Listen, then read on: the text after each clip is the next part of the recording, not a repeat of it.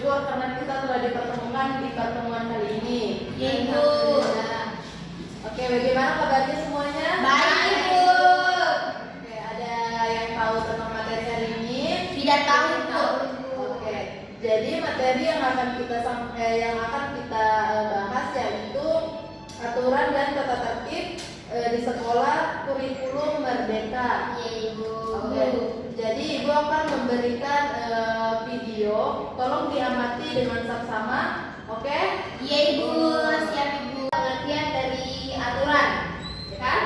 Jadi aturan itu adalah ketentuan yang dibuat untuk dipatuhi agar kehidupan menjadi tertib, aman dan juga nyaman. Oke? Nah,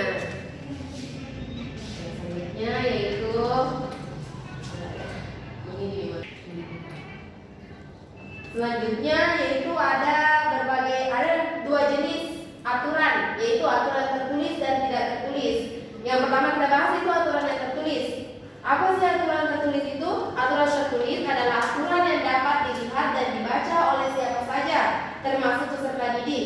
Seluruh peserta didik dengan mudah dapat mengetahui aturan-aturan yang harus dilaksanakan. Contoh aturan tertulis yaitu ada dua. Yang pertama tata tertib di sekolah dan yang kedua aturan kesepakatan kelas. Selanjutnya ini jenis aturan yang tidak tertulis. Tadi kan yang tertulis, ini sekarang kan tidak tertulis. Yaitu aturan tidak tertulis adalah aturan yang berasal dari kesadaran warga, sekolah dan diyakini secara turun-temurun. Itu tidak tertulis anak-anak, tapi dia itu kayak tergambar dengan kehidupan lingkungan sekitar. Nah, ada beberapa contoh bisa dilihat toh. Contoh aturan yang tidak tertulis di sekolah yaitu belajar dengan baik, tidak bermalas-malasan, menghargai perbedaan suku, agama, ras dan juga golongan. Dan yang terakhir ini untuk teman-teman semua. Untuk anak-anak semua, membantu teman yang kesulitan itu wajib ya. Jadi jika temannya ada yang kesulitan, itu kalian wajib membantu ya. Oke. Sekarang kita masuk di tujuan aturan.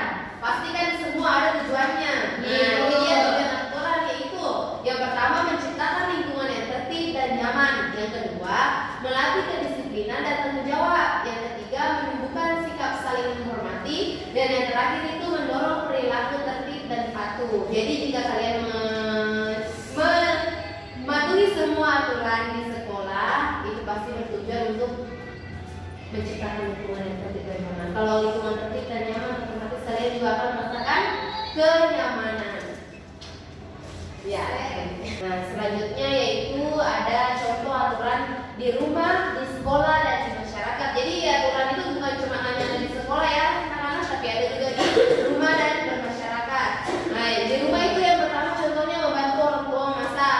Membantunya sih masak.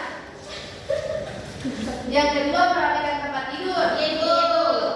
Yang ketiga makan bersama keluarga. Dan yang keempat itu menjaga kebersihan rumah. Nah, selanjutnya di sekolah ini yaitu datang tepat waktu. Yang mana jadi terlambat? Oke. Yang kedua yaitu berbaris sebelum masuk kelas. Yang ketiga menjaga kebersihan kelas dengan membersihkan kelas itu. Dan yang terakhir tidak mencoret dinding kelas. Dan yang terakhir yaitu lingkungan masyarakat. Ini juga sama ya, lingkungan masyarakat, lingkungan luar. Yang pertama itu mengikuti ronda malam. Tidak pernah ya. Oke. Yang kedua menyeberang di zebra cross. Tidak pernah. Siapa tahu zebra cross? Tidak.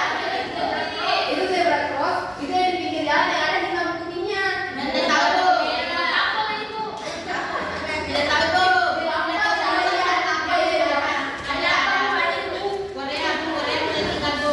Nah, yang ketiga ini pasti sering kalian lakukan, tidak membuang sampah